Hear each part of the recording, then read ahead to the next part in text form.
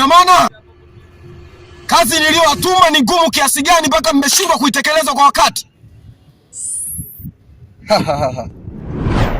Mkuu, kama unavyoniona nimeshatekeleza kwa wakati. Safi sana. Ninapenda nikituma mtu kazi, watu wafanye kazi.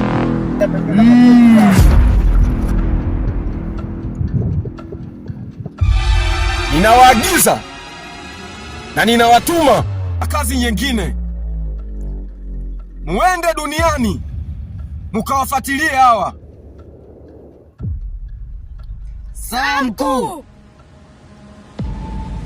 Ninahitaji kuwaona mara moja. Sawa? Sawa mkuu.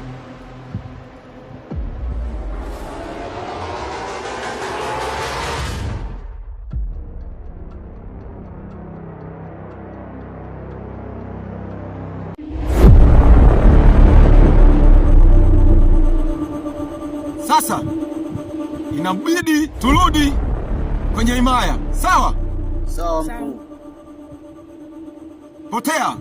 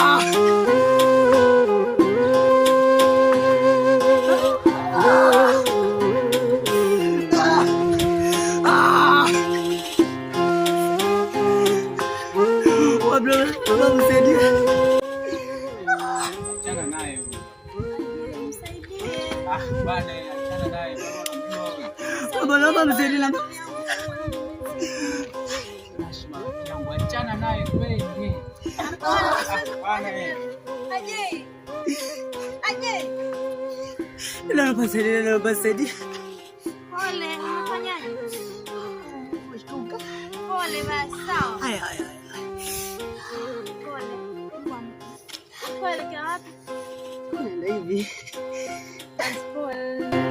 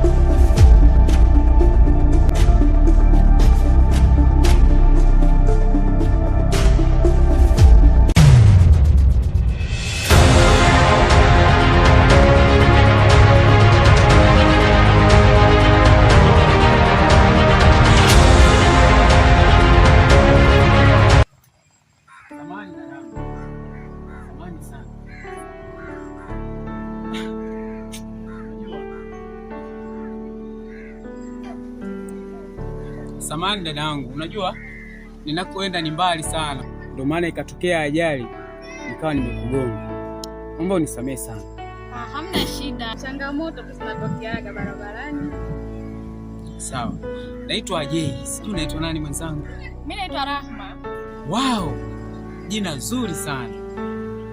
Yaani unaendana na jina lako. Asante. Yaani halina utofauti na ulivyo. Asante kwa kunisifia. Sasa ni vibaya tukifahamiana zaidi. Bila shaka. Eti. Okay. Nisaidie namba yako ya simu. Ili baadaye nikutafute. Kakangu, mimi namba ya simu sina. Sijui hata hiyo namba nitakupanya. Maana hata simu sina. Mrembo. Hauna namba ya simu kweli? Sina kweli. Sina simu.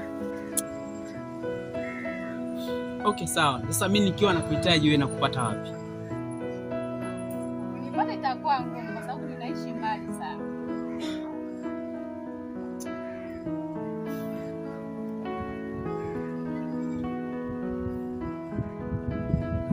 Okay, fine. Naamini ipo siku nyingine tena nitakuona. Leo wacha niwahi kwenye shughuli zangu. Tutaonana siku nyingine. Inshallah, Mungu akipenda.